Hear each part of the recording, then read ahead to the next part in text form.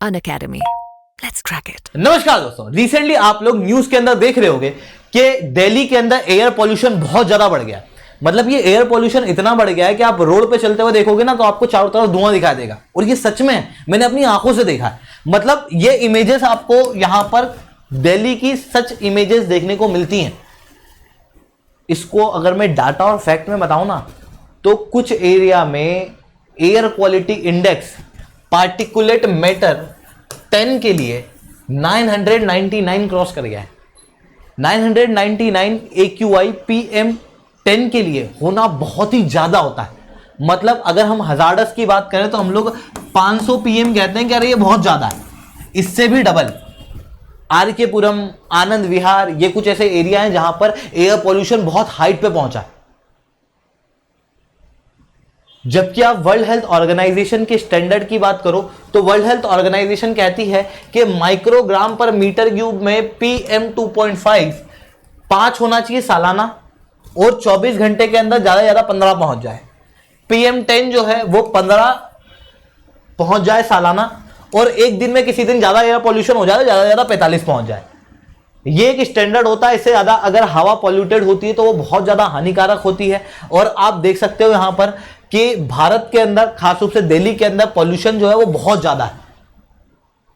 Microgram पर metre cube के अंदर 999 पहुंचना अपने आप में बहुत ही हजार्डस सिचुएशन है।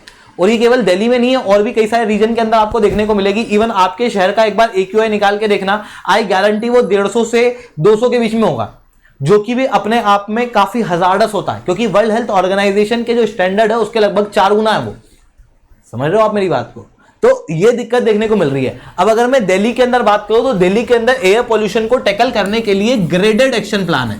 ग्रेडेड एक्शन प्लान क्या होता है कि जैसे जैसे एयर का पॉल्यूशन खराब होता जाएगा, जैसे जैसे हवा ज्यादा पॉल्यूटेड होती जाएगी, वैसे वैसे कुछ एक्टिविटीज के ऊपर रेस्ट्रिक्शन लगा दी जाएगी। जैसे अगर मॉडरेट है तो वहां पर गार्बेज को जलाना, बहुत बड़ी फायर करना, आग लगाना, वो सब बंद कर दिया जाता है। धूल के ऊपर पानी छिड़का जाता है। ये मॉडरेट के केस में होता है। जब हवा वेरी पुअर होती है, यानी कि PM2.5 121 से 250 माइक्रोग्राम पर मीटर क्यूब, या फिर PM10 351 से 430 माइक्रोग्राम पर मीटर क्यूब पे पहुंचता है, तो फिर डीजल जेनसेट के ऊपर स्टॉप लगा दिया जाता है। पार्किंग की फीस जो है वो 3 से 4 गुना बढ़ा दी जाती है। वैसे ही अगर पॉल्यूशन सीवियर हो जाता है तो फिर कुछ नए रेस्ट्रिक्शन लगते हैं। और इमरजेंसी वाली सिचुएशन जो अभी दिल्ली के अंदर पहुंच चुकी है, वहां पर ऑड इवन स्कीम चलने लगती है। फिर कंस्ट्रक्शन के ऊपर रोक लगा दी जाती है, ट्रक की एंट्रीज रोक दी जाती है ना। टास्क फोर्स जो है उसको बुलाया जाता है कि कैसे जल्दी जल्दी इस एयर पॉल्यूशन को कम करें, और वही चीज होती हुई दिखाई दे रही है। ऑड इवन स्कीम जो है उसको इंप्लीमेंट करने की शुरुआत करने वाली है दिल्ली सरकार, और धीरे धीरे करके ये एयर पॉल्यूशन आने वाले समय में और बढ़ने वाला है, क्योंकि अभी तो दिवाली आना बाकी है, जहां पर अभी बम पटाखे फूटेंगे, जिसकी वजह से दिल्ली की सिचुएशन और भी ज्यादा हजार्डस होगी। हालांकि जिस समय पे मैं ये वीडियो बना रहा हूं, थोड़ी सी एयर क्वालिटी पहले के मुकाबले कम आई है। पिछले 5 दिन जो एयर क्वालिटी खराब थी उसके मुकाबले अभी थोड़ी सी एयर क्वालिटी ठीक हुई है, पर वो सेफ एयर क्वालिटी नहीं है। अभी भी एयर क्वालिटी काफी सीवियर और काफी हानिकारक देखने को मिल रही है। ऐसी कंडीशन में किस तरीके से हम लोग इस एयर पॉल्यूशन को रोक सकते हैं, या फिर अभी के लिए हवा को साफ कर सकते हैं? तो देखो, दिल्ली के अंदर एयर पॉल्यूशन के होने का कारण क्या है, पहले यह समझने का प्रयास करना। दिल्ली आपको यहां पर देखने को मिलेगा, ठीक है, जहां पर दिल्ली की जो ज्योग्राफी है वो थोड़ी सी गड़बड़ देखने को मिलेगी। मतलब दिल्ली के अंदर जो एयर पॉल्यूशन है उसका कारण उसकी ज्योग्राफी भी है। होता क्या है कि यहां पर आपको पंजाब, हरियाणा, यूपी, बिहार, ये पूरे एरिया दिखा देते हैं। ये एरिया ऐसे एरिया है जहां पर खेती बहुत होती है, और जब खेती बहुत होती है तो ठंड के समय पे जब फसल कटती है और फिर नई फसल बोनी होती है, उस समय पर क्या किया जाता है, उसके बीच में फसल के ऊपर आग लगा दी जाती है। मतलब वो जो भूसा होता है, वो जो चारा होता है, जो स्टबल होता है, उसके ऊपर आग लगा दी जाती है, और वो आग का धुआं यहां से उठता है और उठ के ऊपर नहीं जा पाता, मतलब आगे नहीं जा पाता, क्योंकि आगे हिमालय है। ऐसी कंडीशन में हवा जो है वो यहीं की रह जाती है, जिसके कारण से पॉल्यूशन बढ़ता है। दिल्ली के अंदर इंडस्ट्रियल डेवलपमेंट है। दिल्ली के अलावा मुंबई में भी, कोलकाता में भी, बेंगलोर में भी, वहां पर इतनी न्यूज क्यों नहीं दिखती है एयर पॉल्यूशन की? क्योंकि दिल्ली जो है वो समुद्र से दूर है। बाकी मेट्रोपॉलिटन सिटी देखो, आप नाम बोलोगे Kolkata, sir Chennai, sir Bangalore, sir Pune, ये सब समुद्र के पास है। ऐसी कंडीशन में लैंड ब्रिज, सी ब्रिज के चलने की वजह से हवा जो है वो मेंटेन रहती है। चेंज होती रहती है, लगातार सर्कुलेशन में होती है, क्योंकि हवा सर्कुलेशन में है तो पॉल्यूशन जो है वो बट जाता है, पर दिल्ली में वो नहीं हो पाता, जिसके कारण से दिल्ली के अंदर एयर पॉल्यूशन जो है वो बाकी मेट्रोपॉलिटन रीजन के मुकाबले ज़्यादा देखने को मिलता है। इवन ठंड के समय क्या होता है कि हवा जो है वो थोड़ी नीचे सेटल हो जाती है, जिसके कारण से एयर पॉल्यूशन और ज़्यादा बढ़ जाता है। ये एयर पॉल्यूशन बारिश के समय कम होता है, क्यों? क्योंकि पानी जो होता है वो क्या करता है, जितने भी पॉल्यूटेंट्स हैं, जितने भी पार्टिकुलेट मैटर्स हैं, उनको सेटल डाउन कर देता है, जिसके कारण से एयर की क्वालिटी ठीक हो सकती है। मतलब अगर भारत में या फिर दिल्ली में अभी बारिश हो जाए तो ऐसा किया जा सकता है कि एयर पॉल्यूशन थोड़ा सा ठीक हो जाएगा, ठीक है। इसी कारण से रिसेंटली आईआईटी कानपुर द्वारा आर्टिफिशियल रेन की गई थी। हालांकि ये जो आर्टिफिशियल रेन का कॉन्सेप्ट है कोई नया कॉन्सेप्ट नहीं है, इसके पहले चाइना, फ्रांस, बेल्जियम, कई सारे देश ऑलरेडी आर्टिफिशियल रेन कर चुके हैं। भारत ने भी इस आर्टिफिशियल रेन के कुछ एक्सपेरिमेंट पहले भी किए हैं। रिसेंटली आईआईटी कानपुर ने पॉल्यूशन के इशू को लेकर इसी आर्टिफिशियल रेन को डेवलप किया है। अब ये आर्टिफिशियल रेन क्या है उसे मैं शुभेंद्र चौहान आप लोगों के साथ में चर्चा करूंगा, बट उसके पहले आप लोग मेरे साथ में SRC10 टेलीग्राम ग्रुप के ऊपर जुड़ सकते हो। मेरे क्लास की अपडेट, PPT, PDF सब कुछ आपको हमें मिल जाता है। इसके अलावा अगर आप लोगों को दोस्तों UPSC CSE की तैयारी करना है तो अनअकैडमी की टीम के द्वारा रिसेंटली ऑफलाइन सेंटर प्रयागराज के अंदर भी खोल दिया गया, जहां पर बैच जो है वो 5 दिसंबर से शुरू होगी।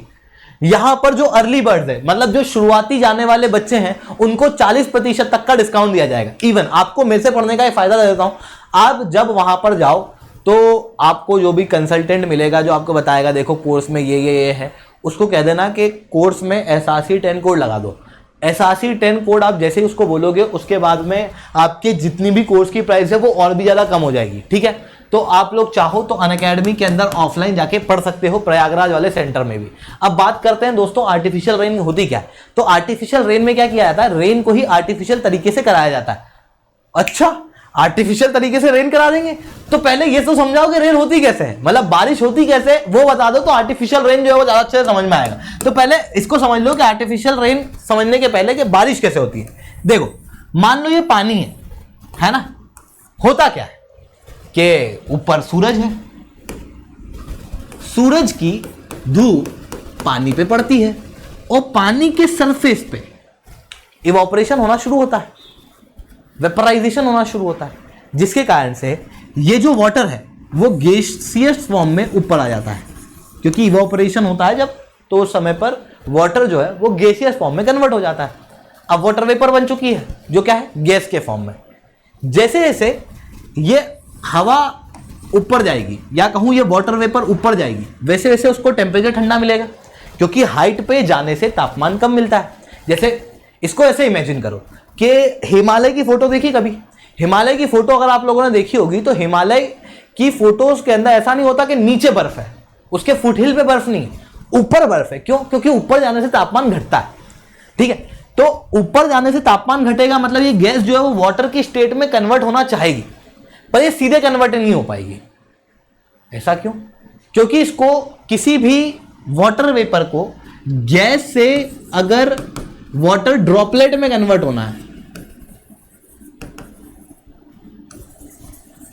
यानी कि कंडेंसेशन, इसी प्रोसेस को कहा जाता है कंडेंसेशन। अगर ये कंडेंसेशन करना है तो ऐसी कंडीशन में इसको एक हाइग्रोस्कोपिक न्यूक्लिया की जरूरत होती है, मतलब एक सॉलिड सरफेस की आवश्यकता होती है जिस पे ये ड्रॉपलेट बन सके। मतलब समझे नहीं, थोड़ा प्रैक्टिकल वर्ड में बता दो। कभी ठंडे पानी की बोतल ली है, ठंडे पानी की बोतल को देखना तो ठंडे पानी की बोतल के ऊपर छोटी छोटी वाटर ड्रॉपलेट हो जाती। क्यों? क्योंकि हवा की जो वाटर वेपर्स हैं वो जब उस ठंडी बोतल की सरफेस से टकराती हैं तो वो ड्रॉपलेट, वो जो वाटर वेपर्स हैं वो लिक्विड में कन्वर्ट होती है। कहां होती है? जस्ट सरफेस पे। पर सरफेस पे क्यों होती? थोड़ी दूर होकर से पानी की बूंद के रूप में नीचे क्यों नहीं टपकती? मतलब बिना सरफेस पे टकराए नीचे क्यों नहीं टपकती? ये सरफेस पे ही क्यों होता है? या फिर आप देखो कि ठंड के समय, या फिर ठंड के समय जनरली आपने या फिर बारिश के समय जब उमस ज्यादा होती है तो खिड़की के ऊपर देखना छोटी छोटी वाटर ड्रॉपलेट हो जाती है। वो खिड़की पे ही क्यों होती है? खिड़की के थोड़ा दूर क्यों नहीं होती? क्योंकि खिड़की क्या एक सरफेस दे देती है ना। तो क्या होता है, हाइग्रोस्कोपिक न्यूक्लिया बन जाता है और उसके ऊपर वाटर ड्रॉपलेट आ पाती है। मतलब वाटर ड्रॉपलेट को बनने के लिए, ये देख पा रहे हो आप, ऐसी सरफेस चाहिए। बिना सरफेस के वाटर ड्रॉपलेट जो है वो गैस से लिक्विड के अंदर कन्वर्ट होना काफी मुश्किल काम होता है, वो नहीं हो पाता। इस कारण से इस चीज को समझने का प्रयास करना कि यहां पर क्या है, ये पानी है, पानी क्या हुआ, ऊपर इवोपरेट हुआ, इवोपरेट होने के बाद ये ऊपर गया, ऊपर जाने से तापमान कम हुआ, तापमान के कम होने के बावजूद भी ये जो गैस है ये लिक्विड नहीं बनेगी, पर जैसे ही इसको छोटे छोटे डस्ट पार्टिकल होते हैं हमारे एटमॉस्फेयर में, जैसे पार्टिकुलेट मैटर, ये खुद में ही डस्ट पार्टिकल है, खुद में ही पार्टिकल है, तो वो मिल जाता है, तो उस डस्ट पार्टिकल के ऊपर ये वाटर वेपर पानी की ड्रॉपलेट के रूप में कन्वर्ट हो जाती है। यही वाटर ड्रॉपलेट ऊपर जाती है, जैसे जैसे तापमान ठंडा होगा तो ये आइसी क्रिस्टल के रूप में बन जाती है, और वही आइसी क्रिस्टल के रूप में ऊपर क्लाउड के रूप में दिखाई देती है। जितने ऐसे मतलब एक ड्रॉपलेट है, दो ड्रॉपलेट है, ये आपस में मिलके एक बड़ी ड्रॉपलेट बना दी, फिर वो बड़ी बनी, फिर वो बड़ी बनी, फिर उसके बाद में ये जम गई तो एक छोटा क्रिस्टल बना, फिर दूसरा क्रिस्टल भी था, ये दोनों आपस में टकराए, ये मिल गए तो एक बड़ा क्रिस्टल बन गया। ऐसे करके ये क्लाउड बनते हैं, इसके अंदर बड़े बड़े आइस के क्रिस्टल होते हैं। फिर क्या होता है कि जैसे ही बहुत बड़ा क्लाउड हो जाता है, क्लाउड के अंदर इनके बीच में क्या है, हाइग्रोस्कोपिक न्यूक्लिया है, जिसके ऊपर ये सब कुछ बना हुआ है, छोटे छोटे न्यूक्लिया है। जब उस न्यूक्लिया के ऊपर इतना वजन हो जाता है कि वो संभाल नहीं पाता है, तो ये जो क्रिस्टल है ये नीचे गिरते हैं, और जब ये नीचे गिरते हैं तो यही बारिश होती है। और जब बारिश होती है तो नीचे आप देखोगे तो नीचे जब गर्म तापमान होगा तो ये पानी के फॉर्म में गिरेगा तो बारिश होगी, और अगर नीचे तापमान ठंडा होगा तो ये स्नोफॉल हो जाएगी। इस तरीके से बारिश होती है, ठीक है।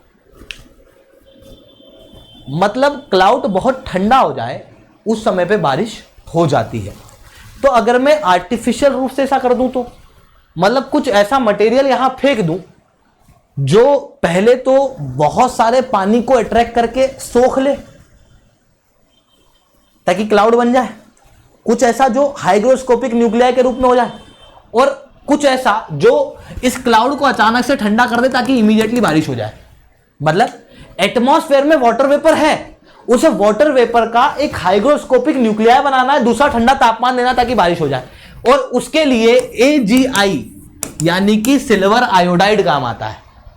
और सिल्वर आयोडाइड जैसे और भी दूसरे मटेरियल होते हैं, इनकी खासियत क्या होती है कि ये वाटर के अच्छे एब्जॉर्बेंट होते हैं, मतलब आसपास की जितनी वाटर वेपर होती है इसको ये अपनी तरफ खींचते हैं और वो वाटर वेपर इनके ऊपर जम जाती है, जिसके कारण से ये एक बड़ा क्लाउड बनाने में सक्षम होते हैं। साथ में तापमान ठंडा होने के कारण ये जल्दी आइस क्रिस्टल भी बना देते हैं, जिसके कारण से इमीडिएट रेनफॉल जो है वो हो पाती है। इसी को हम कहते हैं आर्टिफिशियल रेन। इसके अंदर क्या होता है, या तो किसी हवाई जहाज की मदद से या फिर किसी और चीज की मदद से, हवाई जहाज नहीं है तो ड्रोन की मदद से या फिर रॉकेट की मदद से क्लाउड के अंदर AgI डाल दिया जाता है ताकि तापमान अचानक से ठंडा हो, जितना भी वाटर वेपर हो वो इस हाइग्रोस्कोपिक न्यूक्लियाई के ऊपर आ जाए। और जब इस हाइग्रोस्कोपिक न्यूक्लियाई पे ढेर सारा पानी हो जाएगा तो वो पानी जो है वो ऑब्वियसली वहां पे स्टैंड कर नहीं पाएगा, ऐसी कंडीशन में इमीडिएटली रेनफॉल हो जाएगी। इसी को हम कहते हैं आर्टिफिशियल रेन। क्लियर, समझ में आई इतनी बात? अगर इतनी बात आप लोगों को समझ में आई तो थोड़ा सा और आगे समझने का प्रयास करना, ठीक है, कि आर्टिफिशियल रेन समझ में आ गई ना, आर्टिफिशियल रेन क्या होती है। अब जैसे ही यहां पर बारिश होती है तो ये बारिश क्या करेगी, डस्ट पार्टिकल को नीचे सेटल कर देगी। इवन आप इस इमेज के अंदर भी देख सकते हो, अगस्त सितंबर है ना, जुलाई अक्टूबर, ये समय होता है भारत के अंदर मानसून का, जिस समय पे बारिश हो रही होती है। ये अगर बारिश होने वाला समय है तो इस समय पे आप एयर क्वालिटी देख लो, इस समय पे अचानक से एयर क्वालिटी जो है वो ठीक हो जाती है, AQI नीचे आ जाता है। ऐसा क्यों होता है? क्योंकि बारिश जब होती है तो वो जितने भी ये पार्टिकुलेट मैटर है उसको नीचे सेटल कर देती है, और इसकी वजह से पॉल्यूशन जो है वो कम हो सकता है। ऐसी कंडीशन में ये आर्टिफिशियल रेन ओरिजिनली इस डिस्कवरी को किया गया था ड्रॉट के लिए, पर इसका प्रयोग एयर पॉल्यूशन को कंट्रोल करने में भी किया जाता है। अब आप कहोगे कि सर टेक्नोलॉजी की वजह से अगर हम आर्टिफिशियल रेन करेंगे तो हो सकता है कि इसकी वजह से कोई प्रॉब्लम हो, मतलब हो सकता है कि इसके कोई साइड इफेक्ट्स हों। देखो अभी तक की रिसर्च के अंदर ये पता लगा है कि इस आर्टिफिशियल रेन का कोई भी साइड इफेक्ट नहीं है। ऐसा क्यों कह रहा हूं मैं, कोई भी साइड इफेक्ट क्यों नहीं है? देखो मान लो ये इंडिया है, ठीक है, अधिकतर बारिश कहां होती है? वेस्टर्न घाट के इस तरफ, मुंबई वगैरह में।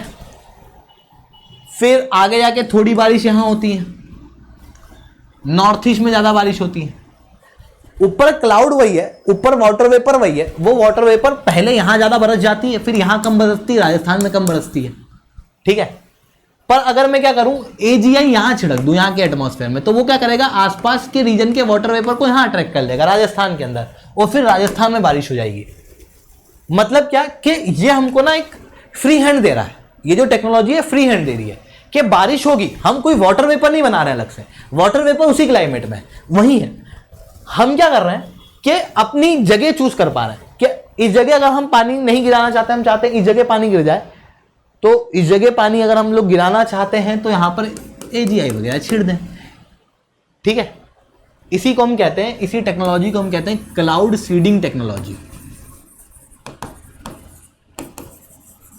इसका बेनिफिट क्या है कि ये आपको एक फ्री हैंड दे देती है। आप नहीं चाहते मध्य प्रदेश में ज़्यादा बारिश हो क्योंकि वहाँ बाढ़ आ रही है, आप चारों राजस्थान में सूखा पड़ रहा है, वहाँ बारिश हो जाए, तो उसको करने में मदद कर देगी, क्योंकि यहाँ पे अलग से कोई वाटर वेपर जनरेट नहीं हो रही है। वाटर वेपर तो उतनी है, बस वो वहाँ की जगह यहाँ हो जा रही है। या फिर ऐसा होता है कि जैसे अभी दिल्ली के अंदर ऑलरेडी वाटर वेपर्स हैं, ऑलरेडी क्लाउड हैं, वो बारिश कर सकते हैं पर अभी नहीं कर रहे क्योंकि तापमान ठंडा नहीं है। ऐसी कंडीशन में क्लाउड सीडिंग की मदद से जो बारिश अगर 2-3 महीने बाद होगी उसको हम आज करा देंगे। मतलब क्या है कि रीजन और टाइम चेंज करने में ये मदद करती है।